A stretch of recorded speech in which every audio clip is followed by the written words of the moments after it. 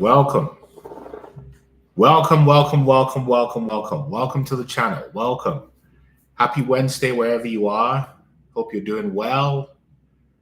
Happy Wednesday wherever you are, and welcome to the channel. Welcome. Welcome. Glad you're here. Welcome. Come on in.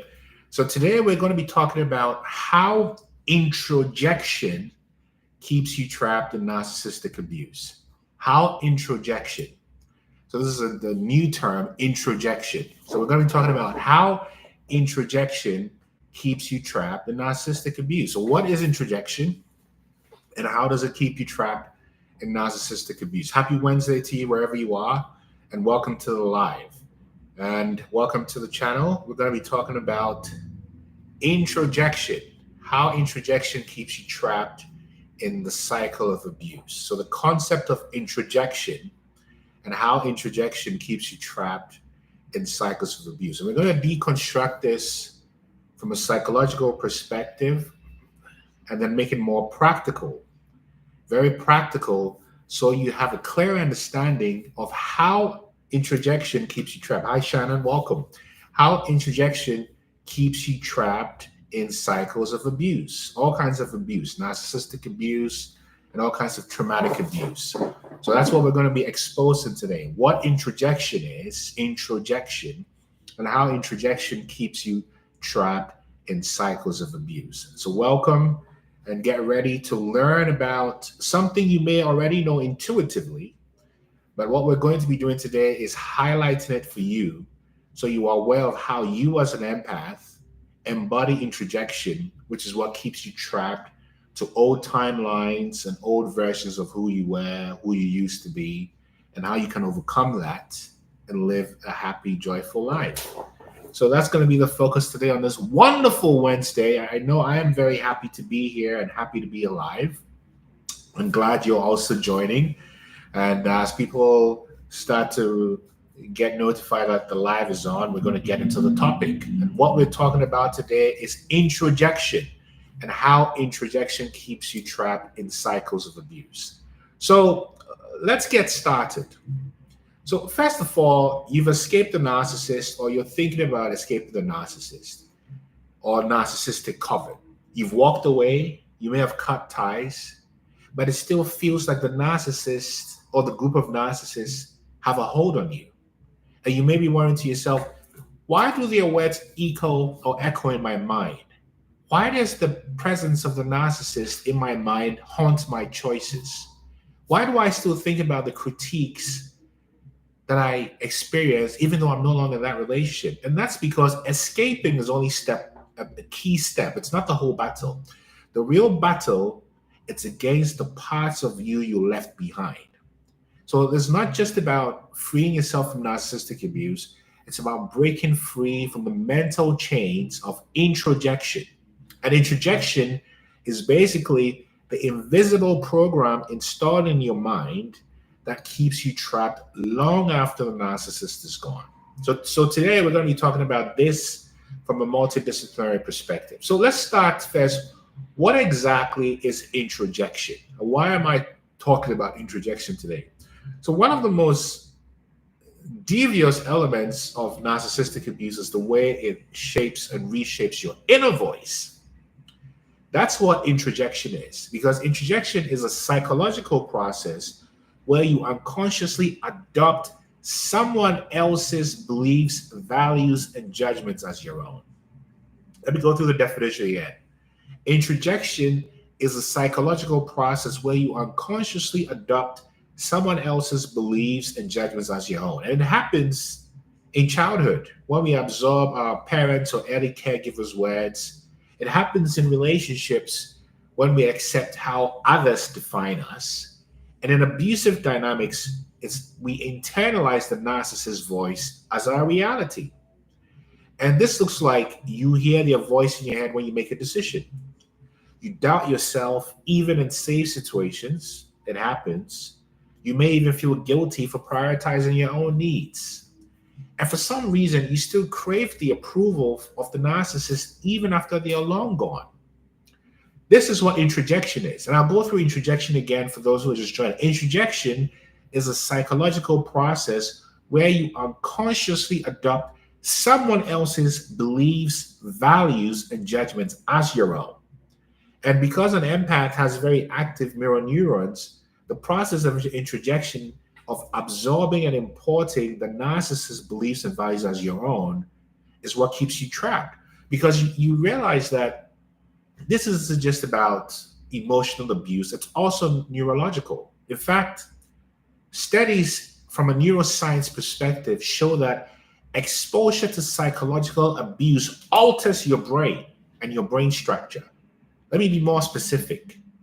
So the area where your fear center is, your amygdala, and if there are any neuroscientists here, please chime in.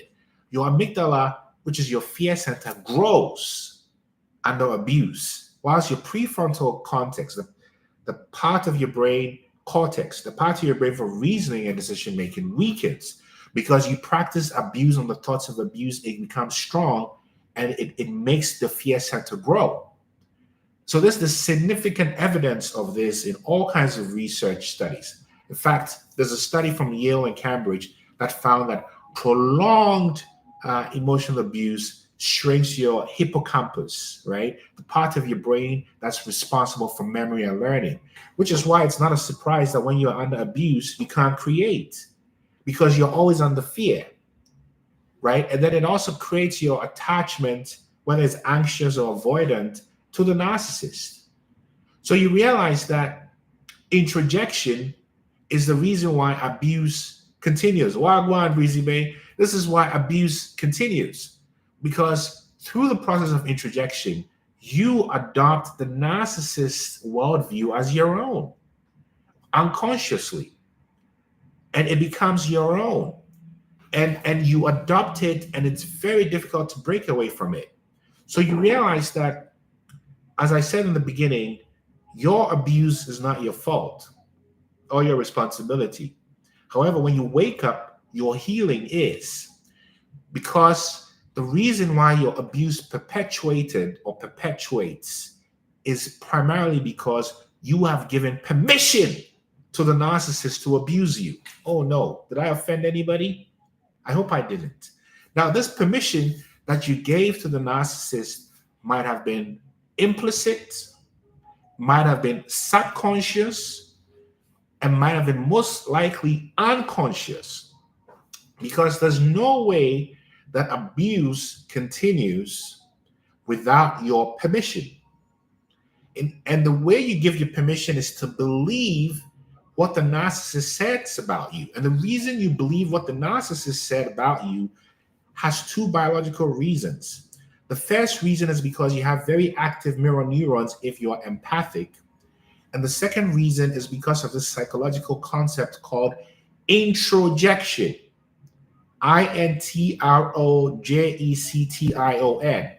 Introjection is where you take on all day Goldie, the characteristics, the beliefs, and the words of the narcissist. And also, the way the narcissist gets you to take this on is similar to the way propaganda works. Propaganda works by repetition, repetition, repetition. In fact, when it comes to change management, there's an organization called ProSci. And ProSci says in a corporation, you have to repeat a message a minimum of 7 times before people hear it. The same concept applies to propaganda. If you want to brainwash people, you repeat a message often enough until people say, well, that's just the way it is. It's the same way narcissistic abuse works. Because the narcissist keeps telling you, you're not good enough, you're not worthy, you're making me feel guilty, or you're causing harm. Eventually, you start to believe the thoughts, beliefs, and the perspectives of the narcissist. And that process of believing it is how you give permission for the abuse to continue. And that process of giving your permission and acquiescing is called introjection. Introjection is how you give permission. And again, that permission that you give is subconscious, unconscious, and sometimes conscious, but it's mainly subconscious and unconscious. And it will continue so long as you remain in a place of thinking that you are less than. So long as you remain in a place of self-loathing and self-hate, you will always give permission to the narcissist to abuse you. So as an adult, the reason why the abuse and it doesn't matter if the narcissist has a financial advantage over you or a resource advantage over you, those are immaterial because the narcissist uses illusions and their true state to brainwash you.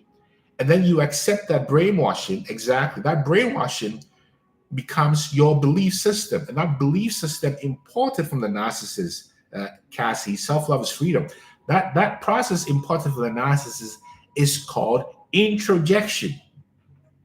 So introjection is particularly profound in empaths because empaths create a lot of oxytocin, the chemical that allows you to bond with people.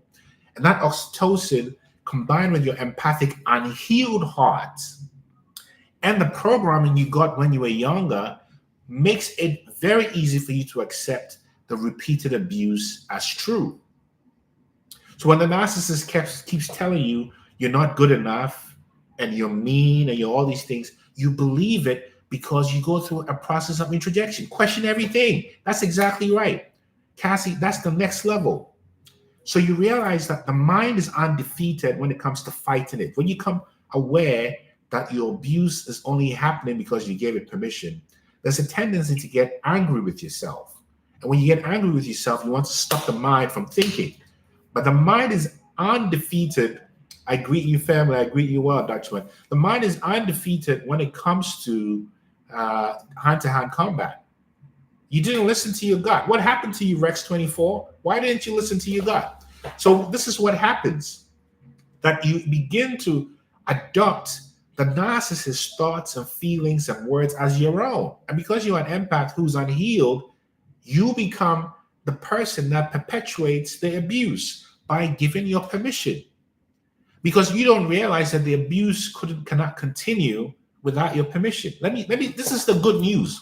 The good news is no person, whether it's a boss or a husband or a wife or a fiance or a lover or a sibling or a parent or a friend, whoever, can continue abusing you without your acquiescence, without your permission, without you somewhere at some point saying, it's okay for you to abuse me. Exactly, Cassie. And the reason why we mirror others so well has a biological foundation. In neuroscience, it's called the mirror neurons. We have very active mirror neurons. That's why we're able to embody this. Rich in me. My boss always makes me feel like I'm not doing great, and he keeps doing this until I fought back. And what happened after you fought back, Rich in me?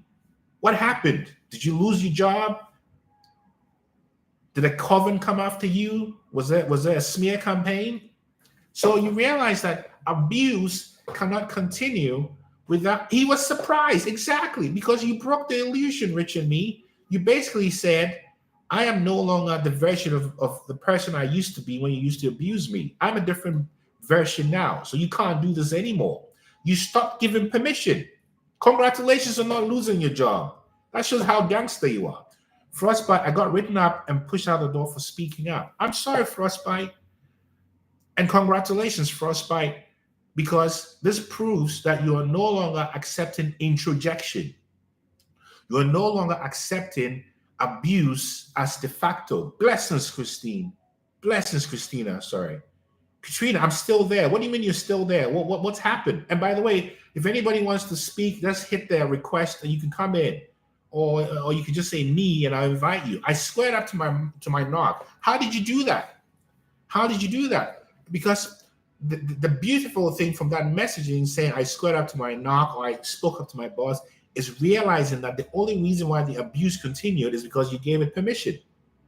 You gave it permission. Do you see? And you gave it permission by acquiescing. Oh, you're not alone, Frostbite. You're not. We're all in this together. And by the way, what you just shared has happened to me. This is not about me, but I'm saying this to confirm that you're not alone. Kenya hit me. What do you mean, Rex 24? I want to hear more. Do you want to talk? What exactly happened?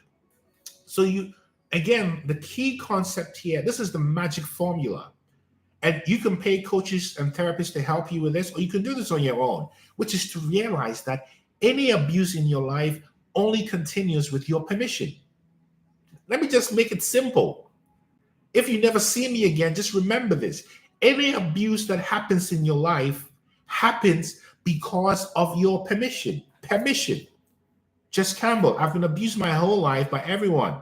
How do you stand up without having a battle? Sometimes you can't avoid the battle, Jess. Sometimes you have to speak up, and that's what it takes. You know, I remember being 17-year-old and being abused by my father and beaten up. And there was one instance where we had come back, me and my younger brothers would come back from a weekend with our mother. And my father knew we'd gone to visit our mother. We came back, and then he had my brothers call me in and proceeded to beat me up so badly. I was probably 16 or 17. And I remember this indignation rose up inside me, and I pushed him off. And I said, do you know why I'm crying? Do you know why I'm crying?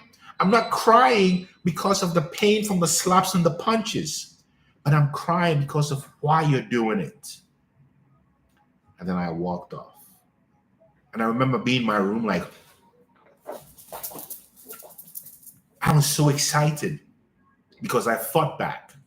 But it was one of many battles. You see, you can get to a point where sometimes the best way to fight back is just simply to remove yourself without explanation. But sometimes you can't avoid it, Jess. Sometimes you're going to have to go through the battle, and you pray for wisdom.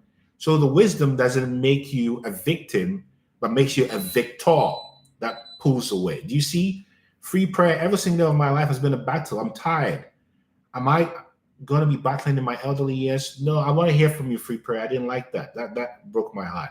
Free prayer, I want you to talk. What do you mean, my elderly life? That sounded so much like life in prison, right? What exactly is going on with you? How did that happen, free prayer?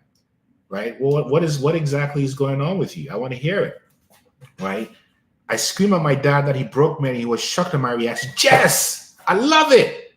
Jess, you are amazing. I want to hear from you, Jess. I want to hear from you, right? This is what it's about. This is how you break introjection. Hey, Kia, how are you? How are you? All is well. Tell me, what's on your mind today? Okay, real quick. So my sister, right, she's kind of irritating. I low-key think that she may be like a monitoring spirit. Yeah. This is a different sister, okay, by the way. Yeah. Me with my other sister. Yeah, I remember before the funeral. I remember, yeah. Yeah, I grew up people pleasing, Yep. and we grew up, neglected by our parents. So as adults, me and my sister, the one I'm talking about today, Yep. a lot of times we'll take on the role of just kind of making sure each other is okay, which in some cases I find myself trying to stop doing, because I find that she's like kind of in my business too much. So I pull back some, right? But we both have kids. We both don't really have a lot of support. So we kind of play that role in times of need. Now, when I set boundaries with her, Mm-hmm. she does this guilt tactic to me. Mm-hmm. A lot of times, and it feels like she tries to make me feel guilty for not being able to accommodate her needs. I don't do that to her, but she does it to me often. Yeah. And just today, actually, she was needing a favor from me, Mm-hmm.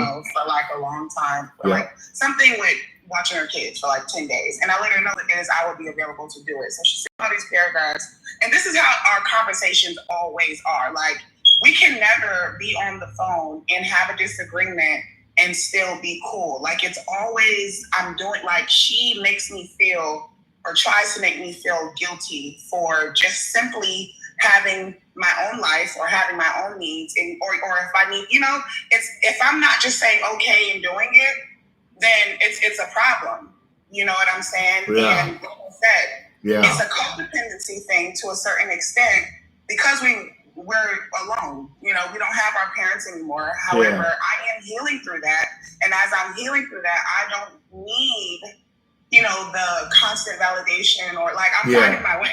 You know what I'm saying? Yeah. And I really tried to include her. I even told her about your lives. I shared. I try to just kind of share certain things that I am healing from, in hopes that she does the same thing. But I see the tactics that she's doing with me, and it makes it hard for me to stay in relationship with her, because she's so immature emotionally. And I'm like, I see what you're doing. Kia, Can I just jump in, Yeah. Kia? Can I just jump in Yeah. with you?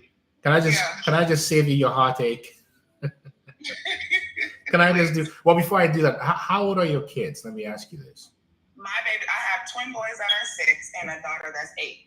6 and 8. Oh, so I'm a single mother. I've been a single mother since they were 2. Since they were 2. So I have routines set in place. One of my sons is autistic. You know, I have needs that I have to stick to that makes life easier for me. Yeah. And she doesn't understand that. You know, we raise our kids very differently. So you're making a mistake there. She understands it very well. Okay. So you have to know that narcissists or people with the traits are committed to misunderstanding you. Yeah. That's the first thing. Am I being too direct? Should I take it easy or should I just tell you the truth? No, bring it on, because this has been years. And, you know, I cut my older sister off. Well, not cut her off. Like, we have an understanding. I see you when I see it. Okay. But this one is intertwined in a lot of different parts of my life, and I struggle with cutting her off. Yeah, because you know why, Kia, my dear sister? Because a small part of you is codependent. Look, being a single mom ain't no joke. No, I'm a parent. I'm a divorced father. It's no joke. And you need all the help you can get because it's hard to do it by yourself. It is. But those 2 kids, your twins and then your daughter, are very fortunate to have you, because guess what you're doing? You are ending a generational cycle so they are free. Absolutely. So let me put this here for you, my dear sister Kia. Any relationship in your life now that doesn't feel like love is not love. Let me say it again. Any relationship, and any is in all caps and bold. Any relationship that doesn't treat you the way you treat yourself with love is not a loving relationship. So the question is, do you want to continue having loving relationships or relationships that are not loving? And are you willing to pay the price to have relationships that are not loving? Are you willing to do that? That's the question for you. I want love. I embody it. I am, I treat people how I want to be treated. Exactly. You know? And you deserve to be treated by people the same way. And people can't do that. How is that your problem? Right. No, let me ask you that. If somebody has the audacity to make you feel bad and guilty, then you should also have the audacity to have boundaries. Absolutely. Because they had the audacity to realize that you treat you in a way that wasn't worthy and honoring the way you treat the relationship. Yeah. Now, it's not realistic in every situation to cut everyone off. But what I'm trying to tell you is a simple truth. If you're in a relationship with any person, any being, and that relationship does not feel like love, especially when you're loving, that's not a loving relationship. It's as simple as that. This has nothing to do with culture or gender or nationality. Love is love. Animals know how to show love. Insects know how to show love. So a human being who's not showing love is not loving. Simple as that. Okay. They don't have to be nice. Now, there's a difference between being kind and nice. Yes, absolutely. Now, nice is nice is this. Nice is this, and then stabbing you in the back. Kindness can be gruff, but you feel the love. Yes. So if a relationship, Kia, that doesn't make you feel the love that you're embodying for yourself, you have to ask yourself, is that a relationship that I want to be in? And only you can answer that question. So let me talk to you as your brother. In my life now, if a relationship doesn't affirm respect like I give it and love like I give it, you see, I can't even find the word. Like, what were you doing?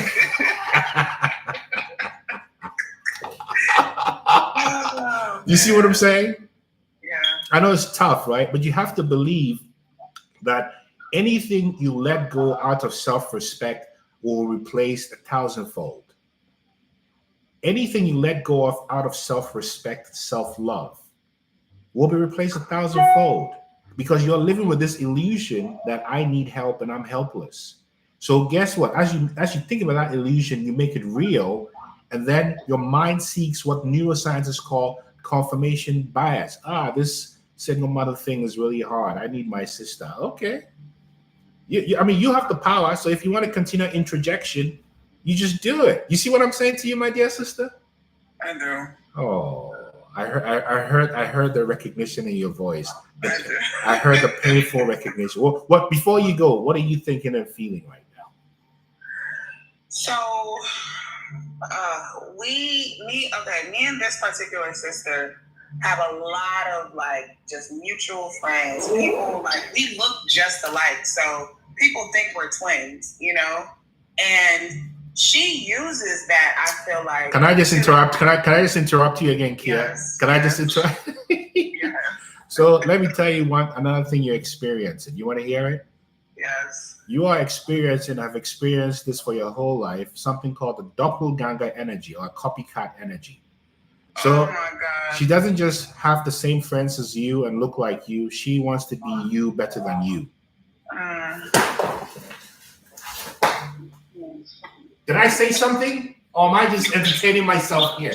Man, I'm crying now because You see?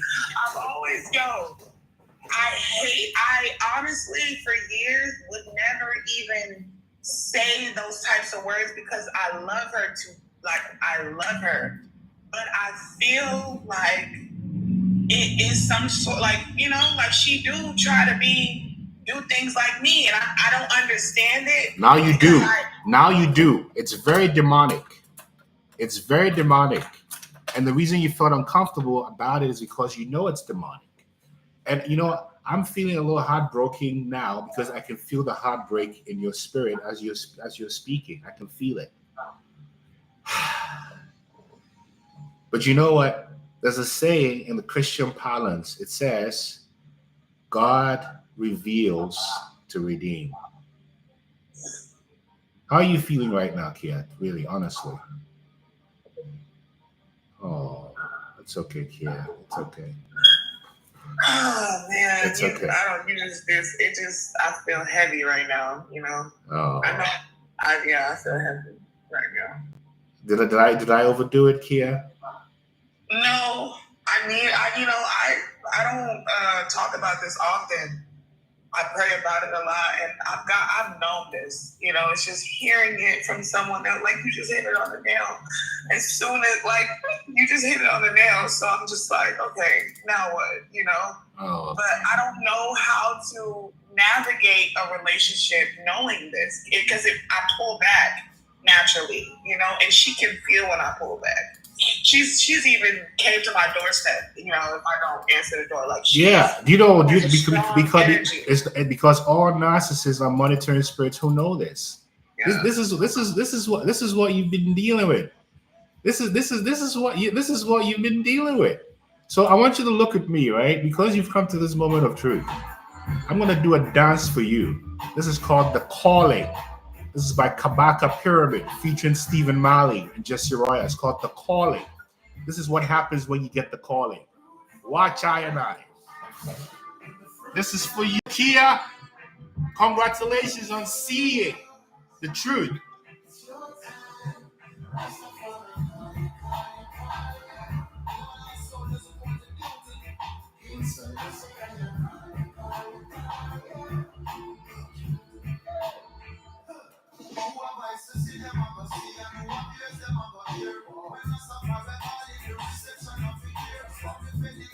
Kia, I'm celebrating you.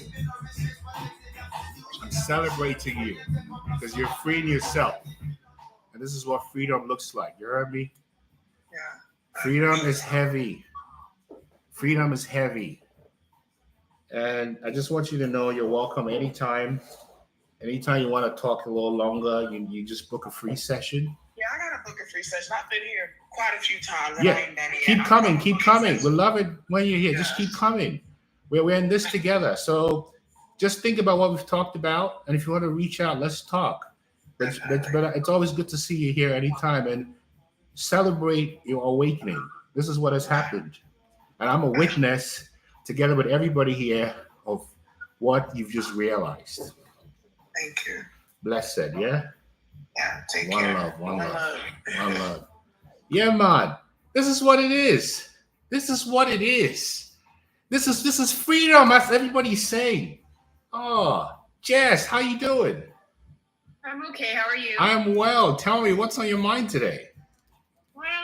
I mean, I have a really heavy story, so I really love to get your thoughts. Go for it. Well, On my life. and if you find me interrupting, it's not because I'm impatient. It's just because we want to maximize the time, right? But just go for it. Yeah, totally understand. I Go. totally understand. Go. So I'm gonna try to make this quick. My dad's a minister.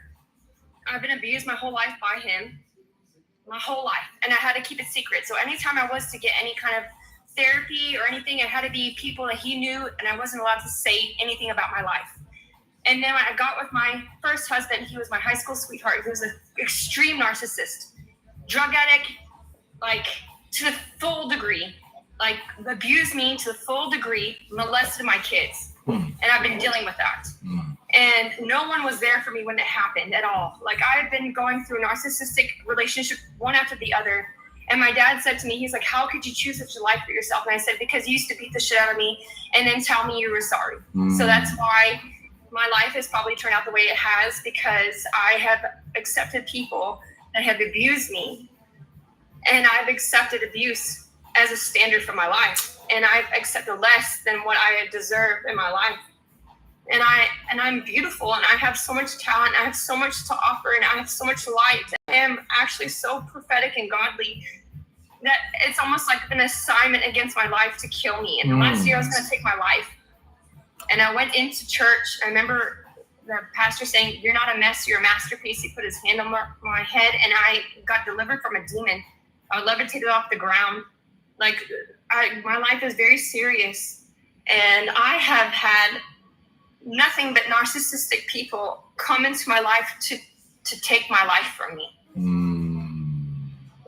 And I don't know how to navigate any other relationships other than this, because I don't know what it looks like to be healthy. I get it. Can I ask you some questions, Jess? Yes, I would love that. So I'm not putting you on the spot, but this is a safe place. It's a safe public space. I overshare, so we're good. No, you don't worry. You're not oversharing. This is so. Your dad. What kind of abuse was this? Was this very physical? Physical abuse. So there would be times we go to church and he beat the shit out of me before we go to church, and we have to walk in, and I had to be like perfectly okay, but I was like dying inside. Very good. My dad's a very famous evangelical minister. Okay. And so like it's almost like witchcraft, because anytime I've tried to go get healing, I've had to be quiet about truth. I got it. Are you ready? Yes, I'm ready. How do you want me to say it? Do you want me to just take it easy, or do you want the truth? Go full force. I'm ready for it. You sure? Yes, I'm so sure. Okay. Well, before I say anything, how was your relationship with your mom whilst this was happening? Terrible. I have no relationship. I was raised by a Zulu woman. I'm from South Africa. Yes. I was raised originally by a black woman. My mother had no love for me. She called me a monkey when I came out of her. Wow. Like, yeah. I have my mother and father. My dad's the only, even though he's abused me, he's the only one that's been there for me, but it's still abuse. What about the Zulu woman? I love her. Good. So here it is. You see, Zulu people are very powerful medicine people. Okay, so that's that. They even have what are called sangomas. A sangoma is like a shaman. So that woman, that Zulu woman, was a guardian angel for you, because you were born into a family of enemies. Let me tell you why. When your father saw you, he knew you had the true calling, and he was just pretending. Your father was a spiritual narcissist. So when he saw you carrying the true light, it triggered him, because you would expose in due time his spiritual narcissism, which is happening anyway right now. Yeah. So his self-hatred of his act is why he will beat the crap out of you, Jess. And as a result of him doing that, what he created in you was this introjection that we're talking about. That I must be crappy, I must be unholy, I must be filthy. So you imported his hell into your heaven and made it hell. And that program into you that you ain't S, you are nothing. So you attracted your husband, you fell in hate with him. You didn't fall in love with him, just like he fell in hate with you, because you were both attracted to your mutual wounds. And what your husband was your next highest guru to teach you and to reveal to you. That's why he did all these evil things to you, because you have the true calling. Because in your voice as you're speaking, I hear fear, but I also hear a warrior nature. Yes. So your father knew who you were. That's why he wanted to kill it out of you. And then you accepted it, and you became addicted to the chaos, and you propagated chaos in your own life as well. And you are at the point where you're sick and tired of it because you're waking up to the truth that you are a divine being, Jess, and that you are no longer your past, you're not your old timeline. And the recognition that your parents were your enemies, it's very hard to metabolize that fact. But that's what's happened to you. Am I just talking to myself, or am I making this up? Everything you're saying is 100% true. It's 100% true. And then the sad part is, the sick part is I'm still addicted to my parents because they helped me. So it's like this, I need their help, and they know I need their money to help me. And it's like this witchcraft thing, because I know that it's I know I need to break free from this. It's a trap. Can I tell you something? Yes. Do you know who your key provider is? God. Look at me. Look at me, Jess. Let me tell you, I know the truth about what it's like to rely completely on the divine within you. I am a living proof of that. Look at me. Look at me. Yeah. That thought that you are helpless is part of the trap. It is. So you have to start going within and asking yourself, where is the source of my abundance? Where does it start from? Because right now, you have a mind and a spirit that's riddled with scarcity and poverty. Yeah, I am in straight poverty. So I'm talking to you like this. Wake up and go within and say, I know that abundance is within me, because let me tell you what, money is energy. That's why it's called currency. Current. What's a current? A unit of energy. Just like a jewel is a jewel. Jewel. That's so funny. I don't even have to try. And when I don't try, God gives it to me. But when I have to, when I feel desperate for it, that's when this witchcraft stuff happens. Because the desperation is thank you, Global. Global. Why are you so on time? This is from another person who's commenting on what you're saying, Jess. The programming in your nervous system, your kundalini, your cerebral spine. This is the best Wi-Fi available. Your spine. Yeah. And programming to your spine is, I will never be okay unless I rely on mom and dad. Exactly. So you need a new program. What's the new program? I rely on God. Say that again, please.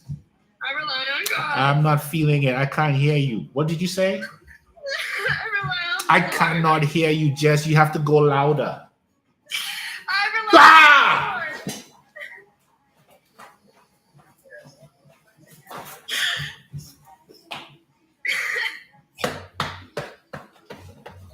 This is somatic. He's always had me, and he's always got me. Always. What I've had a realization is I need to cut this off quickly. This is what's grappling me. This is what's keeping me stuck. How are you feeling right now? Hear me say these things to you. What is happening to you right now? I feel a lot more freedom in my life. I feel validation for what I've been through. Do you know who did this for you? The Lord. You did it. You did it, Jess. My higher self is connected to your higher self, and we co-created this with everybody here who's also co-creating. Everybody here is co-creating with the same energy. Whew. I feel your freedom. I'm even shaking here. I'm all the way in Seattle. I don't know where you are, and I'm feeling it. I'm feeling the strongholds being broken in your mind. This is not voodoo hoodoo. It might be. It might be. It might be. My Zulu mother, I know that she's in heaven, sticking up for me. Jah love. She's the only person that's ever loved and known who I was, and I wasn't even her blood. She was not allowed to have citizenship. I was from South Africa. I was during apartheid. She was not allowed to have citizenship of her own country. So that was in a time of a place where this was not allowed to happen between a white girl and a black woman. You see, love knows no color, because we know that color is part of the programming to divide us. Yeah. You see, it's about the heart. What's the color of your heart? I wasn't allowed to love somebody that loved me so much that made an impact on my life. Do you know why? Why? Just to keep you in self-hate. If you cannot love, what do? You hate. Don't you see the game? It's a scam, Global. Space Indigo, what it is. Lord Royal Crown. You see what I'm saying, Jess? Yes, I do. We're in this together. Come back anytime, yes? Anytime. Thank you so much And for if your help. I really needed it today. Jah love. You see, we are angels for each other. This is how it works. Yes, sir. You see what I'm saying? I love you too. One love, yes? Yes, Blessed, sir. blessed.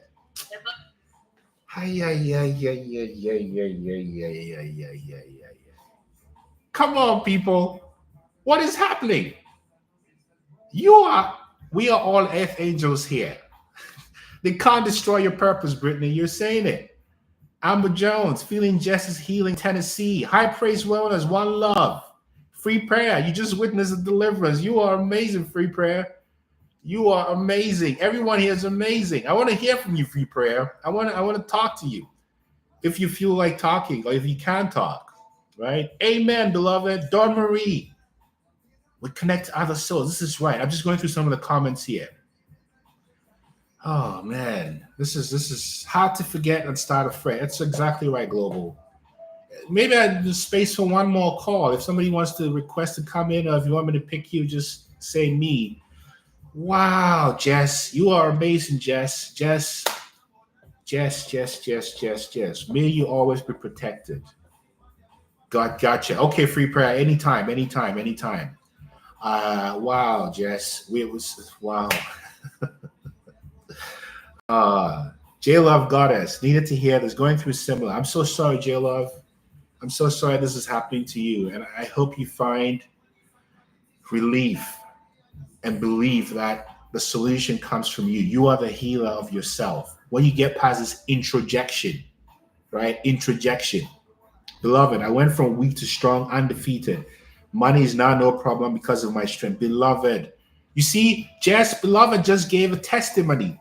Beloved said, I was just like you, and I changed my wiring in my mind and my heart, and now I'm connected to my abundance. This is not science fiction. That whatever you believe, you make true. Whatever you believe, you make true. Exactly. So this is the message, you see. The message is we are creators, and your abuse could not continue without your acquiescence. This is why the narcissists play the game of keeping you in ignorance. I'm so sorry, J Love, and also congratulations for doing that. It shows what a hero you are to choose yourself instead of the abusers in your life. The absence of harmful people will change our internal love. Global, that's exactly it. So this is the message. And before we go, maybe I'll leave you with this tune. This is Fade Away by Kabaka Pyramid featuring Buju Banton. So may all the narcissists fade away from our lives. May they fade away. Fade away. Fade away.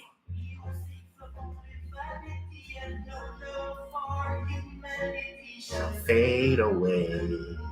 Fade away. Fade away, Kabaka. Fade away. Fade. You see my hand? You see the motion? Cleanse your energy. This is from Tai Chi. Cleanse your energy.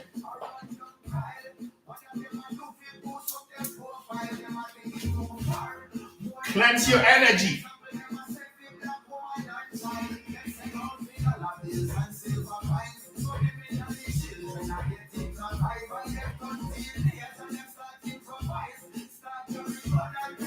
Woo! May all negative energies fade away from our lives.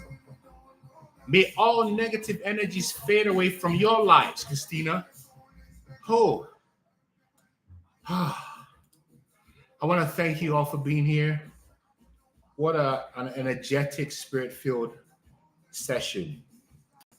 Thank you for your hearts and your energy. You know, the healing that you observed happened because we all created it together for all of us. I want to thank you all. Christina, Global, Brittany, Don't worry, everybody. One love. Until Friday. Just keep connecting to the power within you, knowing that your life, regardless of what's happening in the world, is shaped by you.